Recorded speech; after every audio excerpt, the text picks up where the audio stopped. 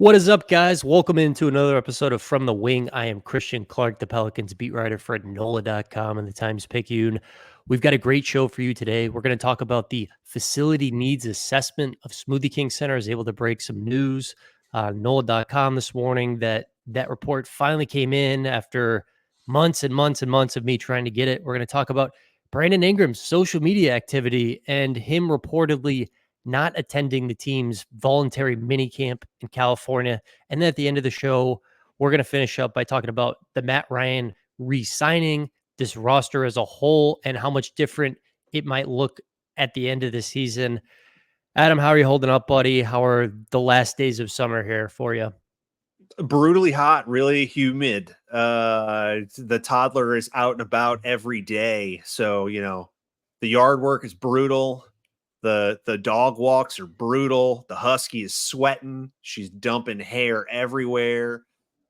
I'm looking forward to, we had a weird 2 days where it like cooled down by like 8 degrees. I felt every degree, So, Yeah. we're getting through it. We're in like the kind of the dead period. Luckily, soccer has kicked off. Now we go into an international break. And I've got some college football. NFL's about to start. I'm kind of waning on the NFL. LSU does something really depressing. Tottenham's really depressing at the moment. It's just, not a lot of great things right now. Not a ton. BI's expressing himself in ways. Nothing to be super excited about. Yeah, look, I needed to be in the 80s and then in the 70s. Like these, I'm just done with 93 degrees. 70s in Louisiana. This guy. Oh yeah. I mean, the past week was so nice. Then you go out there today, you're like, dang it, I'm roasting again. I'm cooked. My goose is cooked. All right, man. Well, look, let's begin the show by talking about something I wrote about today. I have been trying to get this facility needs assessment report for a long time. Kind of the timeline on this, I'll refresh you quickly. So in March, the LSED basically said, hey, look, we're going to hire an architecture firm and we're going to commission a study on Smoothie King Center. This is the LSED and the Pelicans were in agreement about this. The Pelicans' lease at Smoothie King Center is going to expire in June 2029. We got 5 years of runway left. This study of Smoothie King Center was really one of the first steps towards, well, how do we improve the building? And can the building even be improved enough? Do we need a new building? This is the first step on the road to this. The findings of the report finally came back, and basically what it found was Smoothie King Center has undergone minimal renovations since opening its doors in 1999, and most systems and equipment have reached or exceeded their usable life. Basically, look, this has been maintained a little bit, but not a lot. This thing opened up in 1999. It was built on the cheap, and almost everything in here, I mean, almost all the critical infrastructure is just reaching the end of its usable life. So I hear that as a contractor's son, as an architect's son. And that sounds like, hey, fix all this stuff and spend a good bit of money on it, because if you don't, especially if you just band-aid it, it's going to be a problem again in 5 or 6 years. Look, this is probably a little different. Your average fan probably thought this report was like also going to have like design specs for like how to do the reno and stuff. And that's not what this is. This is just like, hey, we're going to look at everything in this place and say, is it good? Is it bad? And most everything in there that we don't like, we all know with our eyes, if you've attended Pelicans games, you know that the video board has been redone. It's a much more pleasant experience than it used to be. You know about the glass rails, you know the bar areas that are newer and everything. So like those places graded out well. We know that the Pelicans locker room looks better than it used to. So that graded out well. Everything else that we've all complained about and have had bad experiences with and think are eyesores graded out poorly, including a warning that like, hey, you should do something about the permanent seating and the risers for the temporary seating behind both of the goals, which seems pretty fundamental. Like it was kind of like a, hey, you're going to need to do something about this soon. What's our biggest gripe when we talk about this arena versus other arenas? It's that the lower bowl is the worst in the NBA and the seating capacity is the worst in the NBA. And like, how you fix that, how you go about that. If you're already going to have to do something, you may as well do it right. So now the big questions come. What will the price tag be? What will the plan be? What will the share of ownership responsibility versus civic responsibility end up being? And how far will they go? Will we do Band-Aid, or will we truly fundamentally try to get this right one good time and set us up for a good 15 years forward? Hopefully the latter, but given our history and given the history of the city, probably the former. Yeah, so Gail Benson's public line for a while has been, we're in the middle of a Superdome renovation and we want that project to be completed before we really even, turn our attention towards Smoothie King Center and thinking about how to meaningfully attack that project. Well, the Superdome renovation, a 4-year project, which ended up costing 560 million. COVID, like inflation, it was supposed to be 450. It ended up costing 560 million.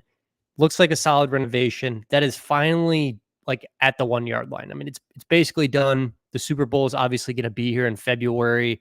There was this urgency of like, we need to complete the project and just generally improve New Orleans a little bit. But before the Super Bowl, before you have guests over, basically in February. Before Now, everybody comes over for dinner, let's wrap the buildings with the blown out windows. Let's just slap ads on theirs and pretend like everything's okay. yeah. So Stuff the clothes in the closet and just bolt that door shut. that's what's going to happen. But yeah, it's time, right? It's time, and I think this is just going to be a huge storyline for the next 2, 3, 5 years. This is one of the most important things in regards to the Pelicans now, because this could play a part in like determining this franchise's long-term fate here. I think, as you said, are they just going to put lipstick on the pig? Is there a way for them to do a meaningful renovation and the building be dramatically improved? And there have been examples of that in other markets. The Atlanta Hawks renovation of State Farm Arena, I think that was a $200 million project that finished in 2018. That arena looks fantastic. I mean, that arena, it can be serviceable for 10, 15, 20 years.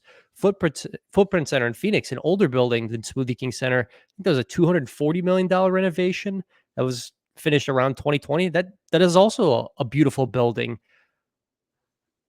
My question, and I'm not an architect, so I don't know, maybe I'll cede ground to the son of an architect here, but like, in the bones of Smoothie King Center, can Smoothie King Center, which was, not like the Taj Mahal even when it opened or anything, can it undergo a 250, a $300 million renovation and be what you need it to be?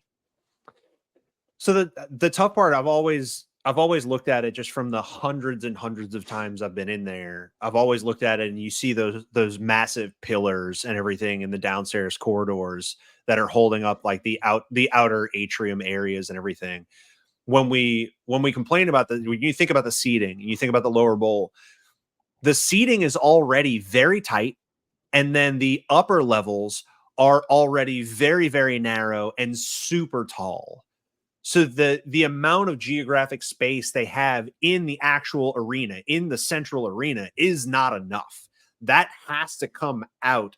And in most of the modern designs in the NBA, they have a scalloped bowl so that you experience a little bit more leg room. We don't have that. We don't have the geography for it in that inner corridor, which would mean you have to back it out. And if you back it out, what do you run into? If just think off the top of your head, concession stands, equipment areas, the press areas, all that stuff. You have to think about all of those things. I don't know. I don't know how they do it. Now, this is the part where none of us are going to know. Somebody, an architecture firm of some major note, is going to have to come and propose how they would do this. And I think no matter what, they are going to have to widen the geography of that inner corridor. I don't know if there's enough space just within the current walls. I don't know if there's enough space to just move things out a little bit, relocate the necessary concessions, utilities, all those things, and make it all fit. But you could potentially get creative. Like maybe if the LED wall on the outside or the LED monitor on the outside needs to be changed, updated, like maybe they blow open a wall and extend this thing. on one end and push it a little bit and change the geography inside. Like there are creative ways to do that. Either way, I think that inner corridor, it already feels not big enough. I don't know where the remedy when you're running up against the cinder block walls in the back end of the nosebleeders and you're falling over. You feel like if you take a step, you might fall all the way down onto the floor. I I just don't know where you find the space. You're gonna have to make it. And there's a lot of concrete and a lot of electrical and a lot of space in the way. So we'll see. Maybe they'll blow out a wall. Maybe they'll be able to push it down and just re-envision how all those escalators and ramps feel. Doesn't seem like there's a lot of space out there. So I do wonder about like, do you blow open one quarter and extend the arena in a certain direction? Like they have the parking lot side where all the private parking happens. I wonder if they don't push that road out and come out that direction and extend it and relocate that little side road where the security entrance is. Just thinking out loud. But it needs to be something drastic. And if it's not, if they don't change the footprint, it's going to be the lipstick on the pig. But at least, no matter what, we're getting one win. They said the sound system's crap. Yeah, it's the original sound system. It was installed in 1999, and the report said, "Hey, look, they need a new one." All the seating in the building, it's pretty much all original seating. That's something that they're going to have to take a look at in the next 5 years here. I mean, it kind of just goes on and on. I think one of my favorite details was like the critical IT room. There's no air conditioning unit in there apparently, and so it was in the report that was like, look, you need like an AC unit in the IT room because you want to keep that equipment cool. Obviously, I mean that'll like lengthen its life. And the other thing they said too was like you need to like upgrade the locking mechanism for the critical IT room too. So it's like in my head, I'm like, I don't know, I haven't seen this or anything, but like the IT room, it's like, is it like a padlock and there's just no AC in there, so it's super hot? Is like that's all that's between the public and the most important IT room? I don't know. There's a lot they need to do, Adam. Combination master lock. 36, yeah, it's like the lock 25. I've got in my shed. It's like 1993. That's the code. Hey, look, sound system, taking over from the 99 to the 20, 25, 26, 27. I don't know how long we're going to push this thing. Yeah. It crackles when you turn the volume up. Look, this is a huge deal. It's been a huge deal for a little while. I think now it's like a little concrete because I know you never want to do this stuff, but like, shout out to the one reporter that is trying to like get this stuff and like report on the team in a real journalistic way. This is the stuff we need to know. This is going to have like real economic consequences too. Like when the dome renovation was being talked about and public funding's being talked about, like that's a major issue in this city. That's a major issue in this state. And we have, like, as we remind people all the time, we have a really weird situation where the teams are leasing those and they're controlled by the state and run by the state and the city.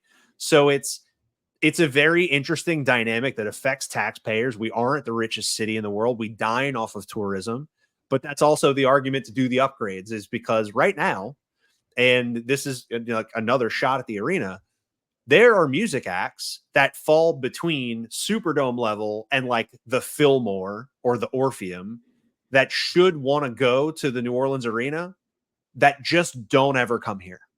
And it's because of that arena. And there have been shows that have been booked at that arena that have canceled because of equipment that couldn't get in there, that doesn't fit, that doesn't, work with the arena. I've seen some shows in there. They've been fine, but there's just a lot of acts that just like don't even come here.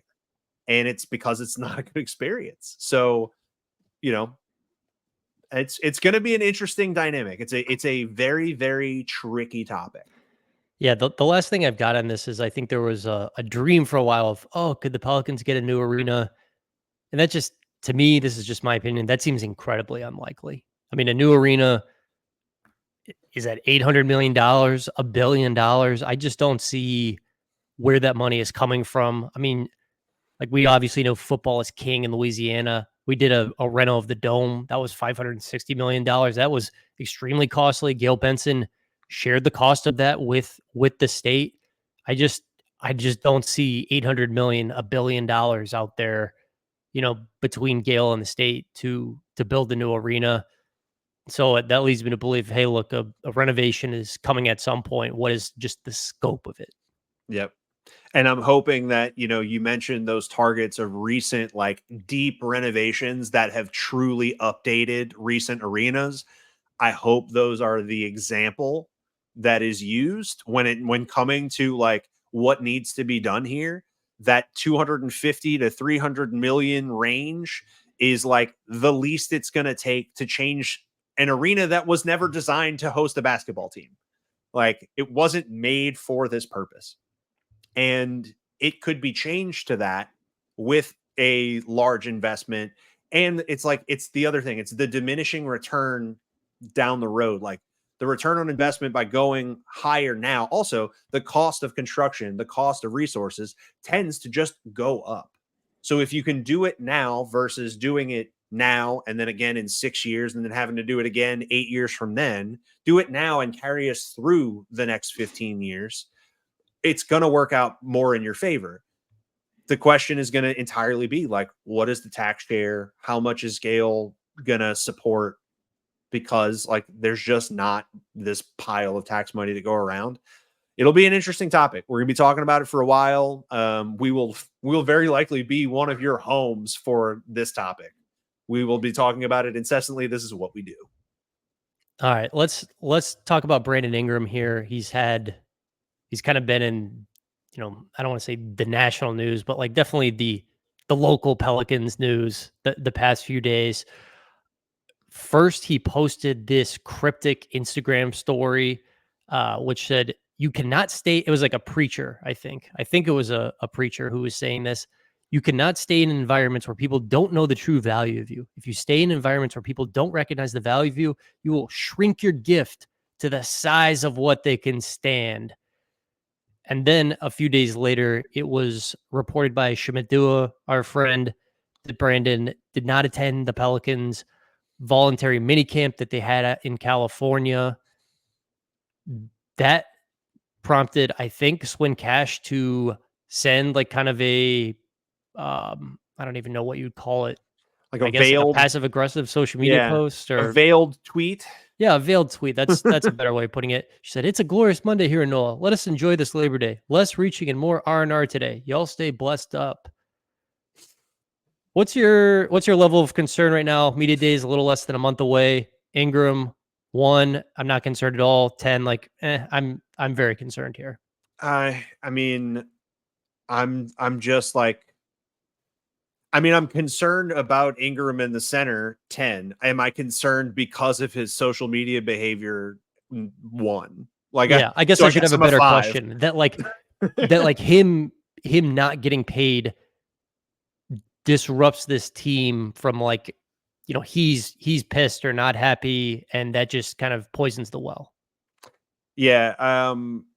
I would imagine, I'm not concerned about like the social media stuff like this. The only thing I'm worried about, I do have a concern that like the NBA has essentially told you you're not a max player at this point in time.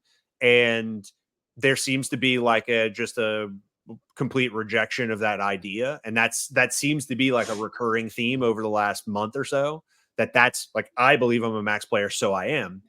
And the NBA has told you you're not. So there are ways to get to the ability to prove that you are a max player again, but there's kind of only 2 ways. You can either lock down some money for a short term to release yourself again at a targeted time, or you can try and walk for free and go do a mercenary year somewhere and then try and get a mega deal. And we seem headed toward the leave as a free agent mercenary deal thing, unless, somebody takes a chance on him at the deadline, which I can't really be worried about that stuff at this point. I'm honestly, I'm not worried about the toxicity stuff. He's not a hyper vocal dude. The guys that some of his running mates are gone. It will probably affect people to some degree, but you know what else is going to affect people? The fact that Zion's in the 280s and took this offseason really seriously. And that at the end of the day, we come back to this all the time. The tide that lifts the boats of the Pelicans is Zion and how he shows up. And there's plenty to be excited about in that and in DeJounte Murray's arrival, holding up a jersey that he gave to Lil Wayne. I got just as many positives coming from what's going to be here as I do the guy who seems to be headed toward a certain exit. DeJounte Murray is definitely winning the offseason. That was great of, him seemingly reaching out to Lil Wayne and be like, hey man, come through and I'll give you a jersey, and making Wayne a little more of a Pelicans fan than he was last week. I still, I still don't know if Wayne's going to be, sitting courtside at a Pelicans game or anything like that. But DeJounte Murray is trying, and you have to respect it. You have to respect it. He is, he's making the putts from 10 foot in. He didn't sink a 20-footer. He didn't chip in from the sand. But man, he is peppering everything 10 feet and in. And look, this is easy. This is like money on the floor. He's just picking it up. He's just winning us over a little bit. I'm buying all the hype. All my friends are buying all the hype. We're all sold. This dude has been as diehard of a trade asset that's come to this team as any of us have ever seen. So we're ready to roll. This dude is he's given us all the positive vibes to cancel out any possible bad ones. I'm not that concerned about the toxicity factor either.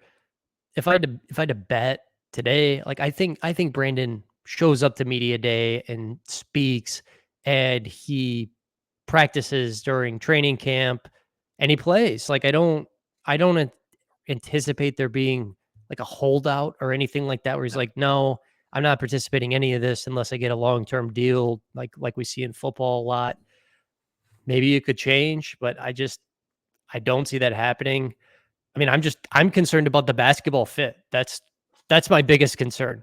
10. I mean, it's just 10. an awkward basketball fit. And you continue to ask people, you're like, oh, who you guys going to start? I mean, how much small ball are you going to play? And it's like, yeah, we've got a lot of talent. We got to figure out the pieces. I'm not hearing many specifics right now. And look, I guess they could start this small lineup, but then it's like, well, who of Zion, Trey Murphy, or Brandon Ingram is guarding the other team's best center? We've talked about this a lot. That's my biggest concern, is just the basketball fit more than anything else right now. With Ingram, look, man, it's just a tough sell. I mean, you want to be a player on a 30% max. You've missed a ton of time, in your Pelicans tenure. It's frustrated people at times. I mean, I think people feel like he could have played in more games than he had. Not necessarily last season as much, but definitely the 2 seasons before that. And it's just a really tough sell when I know you're coming off a significant left knee injury and you're getting your rhythm back. But Lou Dort put you in a body bag. I mean, I don't know what to say. When you're having to go to the media of my coach needs to do a better job of freeing me up. It's I mean, if you're a 30% max guy, it's I don't know, man, you got to cook a little bit. You kind of got to figure it out too. It's just a bad answer.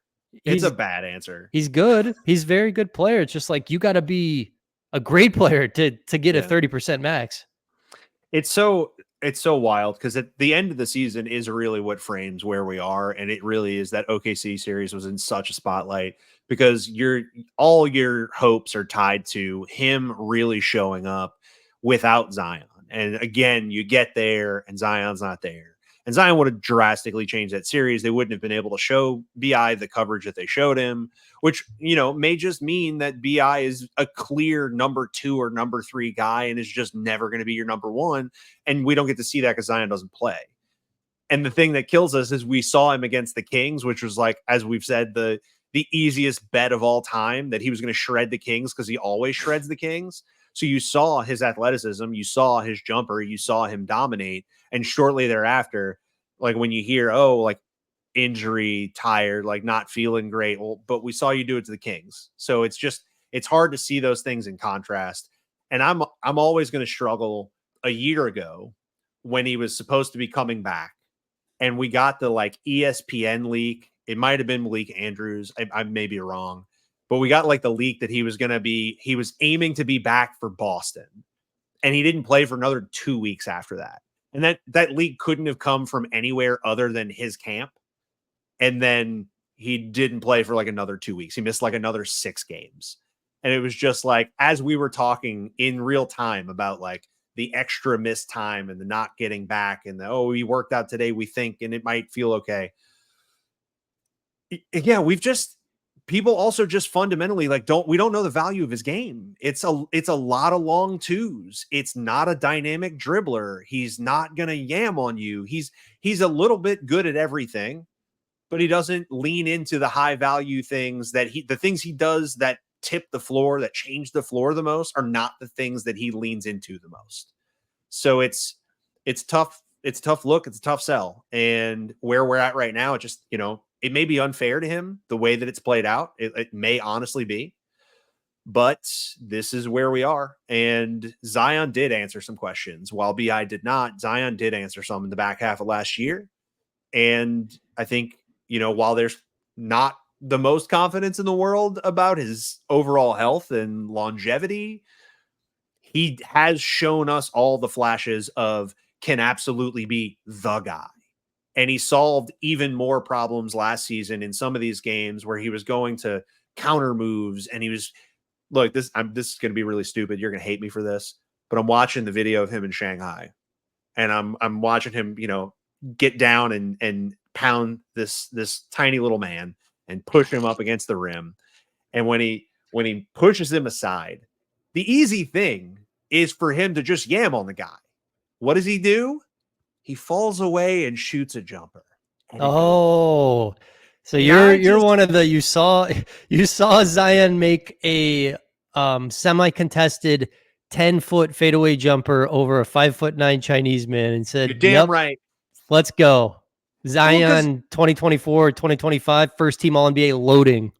I saw flashes of Phoenix Suns is what I saw. I saw flashes of Phoenix Suns. He went in there. He had opportunity to just out physical the man. And he said, no, I'm going to roll off my back foot and I'm going to bounce this off the rim and dump it down. And it went down. And I need him to do that instinctively. He could have taken the easy way out. He took the hard way out against a 5'9" guy in China that, we don't have to talk about that part, but it's just like the little things, the little things. He could have just done the easy thing, could have spun and went to the glass in either direction. No, he's like, you know what? I'm going to roll off and do this thing that we need him to be comfortable doing. The thing that broke Phoenix, those 2 jumpers that he shot from like 8 and 10 feet at the end of that Phoenix game while I was in church. I'll never forget this. I was sitting in a church, like trying to watch on my phone while my niece was getting confirmed. I was her sponsor. I'm a bad Catholic. I'm sitting there, my phone's buzzing, and they're like, Zion's doing it, all caps. He did the thing. He's shooting middies. Just saying. That was a really fun afternoon. I was at that game in Phoenix. I mean, both ends of the floor. We need that Zion in this upcoming season. I'm enjoying all the social media content I'm seeing about Zion, hosting his camp in Spartanburg, South Carolina, looking excited to be out there in China with some of the other Jordan guys. There was a video of him on NBA Reddit I saw where he was at the Great Wall of China. And he's like, if I lived here, this would be like my place. I find solitude and peace. He's like, this place gives me perspective. It's just cool seeing, someone who's 24 and probably hasn't got to travel that much internationally. He's done a couple trips to Paris and Jordan, get to see like the sights of the world. I mean, it seems like he's soaking it in. He seems to be living his best life. He seems to be like, this isn't, there's a lot of other places he could be. And I'm not going to mention them, places that he's been before where I don't want to see him. I don't want to see him at Jefferson Feed. I don't want to see him at other places where you may roll up in a car to a window and take a picture with somebody wearing a fast food hat. This has forgotten gone about that so well, other than the fact that he is doing this David Ortiz, Jaylen Brown beard thing, and it's still there. And dude, I am way pro neck beard. I love it. Whoa. He's leaning in. Look, I If feel like he he's being reports, him. I feel like he's being him. if it's just true to form and this is what it takes for him to report 30 pounds under where he reported last year, then sure, I'll You take it. you keep putting the Big Poppy David Ortiz gif of him in a Red Sox uniform saying, "This is our city" in Yeah. group text I'm in, and I am enjoying it every time. Look, I think you should get a lot of mileage out of that this year. I am gonna. I hope everybody knows. Like, be warned. The post 9/11 David Ortiz MLB GIF is getting used after every single victory. I am peppering that online after every single win. You can't stop me. You can't shame me. I'm hoping to do it at least 51 times, but I have no idea what's going to happen because we don't. Like, Trey Jemison might have to play real minutes, and Eve Misi might have to play real minutes, and I'm scared. There's been so many takes I've seen from like Pelicans media about the Pelicans centers, and I'm just like, I don't know if this will be right, but like, I guess I'm just not discounting that. You know, like I've seen some people being like, I'm buying all the Trey Jemison stock, and I've asked some people like around the team, and like I've even had some people like around the team be like, yeah, Trey Jemison, he's going to play a role this year, and it's like, on one hand, I'm like, it's like a wild thing to be like, yeah, a guy in a two-way contract, like it's just, when does that happen? Where a guy in a two-way deal, you're going into the year like he's definitely going to play a big role this year, and it actually happens. But like Trey Jemison's big, he plays hard. I guess he can rebound a little bit. Like I don't know. I'm not like saying it's the most ridiculous thing in the world, but that's where we are at the Pelican centers. You know We're that aggregating. that's where we are at the Pelican centers. That I'm just like, well, maybe Trey Jemison can give them 10 minutes a night. We are Billy Bean and Di Podesta. We are going to aggregate the center. We're going to play them all. Their fatal flaw is that none of them play basketball good. But if we can just get a good batting average out of 8 minutes each, then we've got ourselves a functioning lineup. Yeah, how do we don't replace Jason Giambi with one player, we replace him with three players, and we don't replace Jonas Valanciunas with one player, we replace him with four players. That's right. We win in the aggregate. We get we get a little bit of rebounding, we get a little bit of shot blocking. All that matters is that this guy gets 0.7 blocks a game. And if we get that one block in the second quarter when he plays, then we've got ourselves a game here. So the Pelicans have 15 players on standard. Did I get that right? Nah, 14 on standard, 15 counting Matt. No, so yeah. no, you're right. Okay, I think you're right. Anyways, Matt was 15, and then when they waived him, they went down to 14, and then they re-signed him. And from what I understand, Matt Ryan was signed to an Exhibit 9 contract. He was making a little bit more than $2 million pre getting waived, and that was not guaranteed until the first day of the regular season. I think you could see that like he's probably going to get waived on that number. He cleared waivers. You know, that was something I was looking at. I was like, is somebody going to pick him up at that $2.1 million figure, whatever? And that was a no. So that should tell you something right there. And then they re-signed him to an Exhibit 9 deal, which basically means that he needs to be waived by January 7th or else his contract guarantees, you know, they can take him into training camp, they can take him into the season, and then if they're getting something out of him, great, you know, pick that thing up. And then if we're in like November or December and it's just not working out, then cut bait there. But that makes sense to me. It was a little confusing. I was driving back from Texas when I saw like, oh, the Pelicans re-signed Matt Ryan. I was like, okay, he cleared waivers and everything. But yeah, I mean, they could still get out of it, I guess, before January without being on the hook financially. Yeah, this is like a you can stick around and prove it deal. And if we get an injury or something, like, you're already familiar with us, we already know who you are. It's an easy person to bring back in. And they just couldn't pass up the Javonte Green opportunity. Like, when Javonte Green didn't get paid, you're taking that Matt Ryan salary and you turned it into a real rotation player. So that's when you talk about teams that need to win on the fringes and everything, like, those are the kind of moves where if you have the opportunity, you take them. And they did. So this just makes sense. Like, keep him around, like, especially if he cleared waivers, like, you know what he is. He's a flaming three ball. Is he much else? No. But you might need that at some point. You may need somebody on the end of the bench that's just wing size that's going to shoot the three, and you know what he can do for you already, and he already knows your guys and he knows where to be. So that's something.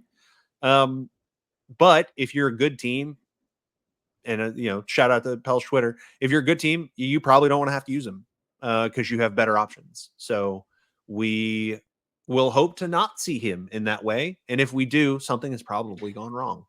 Everything about the Pelicans' salary cap situation, their roster construction just screams at you, this is going to be a much different roster in March as they're ramping up for the play-in tournament or hopefully the playoffs. And they don't even need to go through the play-in tournament to get there. But everything is screaming at you, yeah, this is going to look much different in the spring than it does in the fall. I mean, number one, they're $1.6 million over the tax line before the Matt Ryan re-signing. I think we all know they're probably going to get under that tax line. They did that last year with the Kyra Lewis Jr. trading him. This year, I saw that the non-tax paying teams are going to get a check for like $18 million. That's their projected cut from the tax paying teams. And if you think the Pelicans are passing on the chance to get 18 mil in a year where they're going to take a haircut on the local TV deal, not going to happen, obviously. Last year's check was like 12, just throwing that out there. Like, that's a big jump. Yeah. Yeah. So like you've got that. And then, just the million forwards, not many proven centers, Ingram on the expiring deal. We still got to see what happens with Trey Murphy here. I would still wager that he gets extended before the start of the regular season. They've got until the first day of the regular season to get something done with him. But everything is just telling you this team is probably going to look different in the spring. And that's exciting on one hand. And then on the other, it's like, okay. That's a Christian's universal sign for that. That's as much as close as you get to, oh shit. I have no idea what's going to happen here. Like, this is one of those things where I've just never quite experienced this as a Pelicans fan. Where like there's a shoe that it needs to drop that we all know needs to drop that there's not really a way out of, and the shoe is just dropping in slow motion for 6 months, and there's nothing we can do to stop that. And like right now, I can't tell you if a team's going to want to take a bet on Brandon at the deadline or not. I don't know what the deadline's going to look like. Like we're not going to know come December. So it's just going to be really interesting. I think it really depends. Like, will the Pelicans like drop their ideals on compensation to the degree where it's like, hey, if you can give me something that I can use for this season, then you can take him. That's probably where we get by the time the deadline comes. We're not doing this like give me fair market value for former all-star Brandon Ingram, who is not, who is still very young. It's going to be more like, hey, I can either do this with him for the rest of the season here, or you have somebody that maybe doesn't fit you and isn't in your long-term plans that fits way better here. Maybe we just do this and you deal with, cutting him and all that and him walking. It's just going to be an interesting ride. We don't know the answers, and there's not a lot of indicators out there. There's certainly like the read of the NBA collective room is that it ain't that valuable to pay that guy a max contract, and that's what he wants. And until we hear that he's divorcing from that idea in some form or fashion, don't expect interest to go much higher. I think people could be interested in a rental, but like locking him into a huge deal that he's going to be happy with seems unlikely unless he's willing to go somewhere that's really bad at basketball, which may be like, he's willing to go to Charlotte, and Charlotte, moves some people and is like restructuring things. Is like, yeah, sure, we'll take him while we like redo this thing because we're not going to do a full blown LaMelo Brandon Miller thing because that's been, there's kind of like a build. And then there's this new kid who's good and they don't mesh. And Mark Williams is oddly like sitting out of 75% of games, but he doesn't seem to be like detrimentally injured, which is strange also. Yeah. I mean, I could maybe see a bottom tier, like mid tier Eastern Conference team talking themselves into Ingram as the season progresses. I The mean, Miami Heat. Yeah, they're at a interesting point with Jimmy Butler right now. Who what he's got 1 year left in the deal. He's 35, and he's basically got one more chance at a payday. Take Jimmy as the rental. We just Mm, you send me disgruntled person. I get Jimmy as the rental. I don't have to worry about Jimmy shenanigans because I'm only borrowing him for the end of the year because he's old anyway and he can go try and get his money elsewhere. This will just be like a fun run. Hey, come pump some intensity just straight up our keister as we go into the playoffs. I'm down. I'm so down. look, I think Griff for a long time has, the way he's talked about it is I need our players to hold each other accountable. Really, what he wanted was a jerk, like somebody to just say what needed to be said. Maybe I think they're hoping DeJounte Murray can be that guy in some ways. Jimmy Butler is definitely that guy, and sometimes it goes great, and sometimes it goes poorly. I love Jimmy Butler. He's up there, and he's got a lot of miles. But hey, it's Yeah. an interesting But if idea. all it is a short-term rental where you just like want the dude to come be the dude and it doesn't matter if he wears on anybody because he ain't going to be here long. Yeah. And we're just trying to like help each other get into slightly better situations than we're currently in. Why not? Sure. Sure. Look, we solved it. There it is. We did it. We did it. Congratulations, buddy. We did it. Good job. We figured this out from the wing on Labor Day. It's September. We solved it. We did it. All right, Adam. It's gonna be media day before we know it, man. I think media day is Definitely September hope. 30th, and then I'll be in Nashville for training camp. We've gotten a lot of mileage out of this Ingram thing this off season, Thank God. And also not. but look, I'm excited to talk about basketball players on the court because this time of year it's just like it's all theoretical. And we might have some personal news here in a little bit. Mm. We might have some things to share with the listeners here in a bit, and that's what we call a tease. Personal news, colon. All right, guys. Thank you for listening. We'll talk to you again soon.